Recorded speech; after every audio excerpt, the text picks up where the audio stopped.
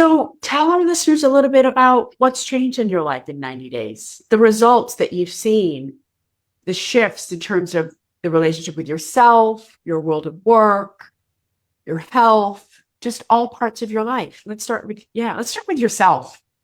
Okay. Yeah. So there are some just non-negotiables in my life right now. And I think I mentioned I was an athlete when I was younger.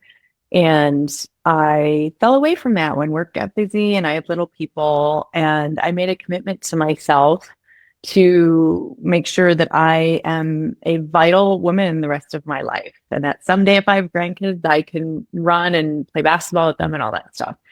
And it's non-negotiable for me now. I move every single day. I don't get locked to my desk. And I work really hard too, of standing up every hour. Sometimes I'll Slack somebody and say, hey, go outside your house for 5 minutes. I'm going to go out mine and then we'll meet in 5 minutes.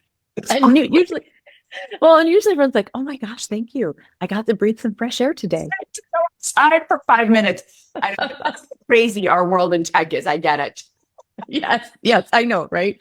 So just things like that. And so I have very specific days of the week that I go to the gym and I lift, and then I try to walk outside the other days.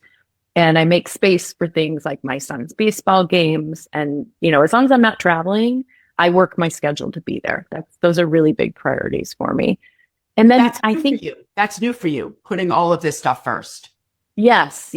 I've always prioritized my kids, but I would often miss, well, not often, but when I would miss, it'd usually be because I didn't block my day in a way I should have. And now I'm really intentional about it. And I think the last is just feeling into things in the moment. And I'm getting even better about doing it with like eyes open when you're in the middle of a meeting and you have a reaction to something and you just kind of settle in and work through the kind of thoughts coming at you at that moment to really be more present and know that what somebody else is saying is not you. It's just what they're saying, right? And so I think it's been I've been really focusing on that with me too, which has made for a much happier, coexistence in general, I think. How would you describe yourself as an ambitious leader now versus, 90 days ago? Honestly, I think I've always had a very high EQ with people. I think I've always prided myself on that. But maybe before I would be almost too apologetic for things instead of having high EQ, but also understanding that I know what I know and we're going this direction, right? Like I'm going to hear you and we're going to make a decision.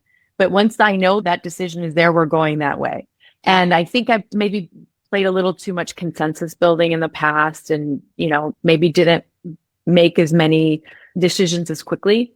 And in fact, when I went to this new role, that's one of the pieces of feedback some folks gave me is, gosh, thank you for making decisions, because I think there were some things that maybe were stymied and they just wanted someone to come in and help make the hard decision. And that's a lot of the work that we've done together, Sarah. Confidence. Yeah. Confidence makes decisions. Confidence in yourself makes decisions. Yeah. Yeah. Awesome.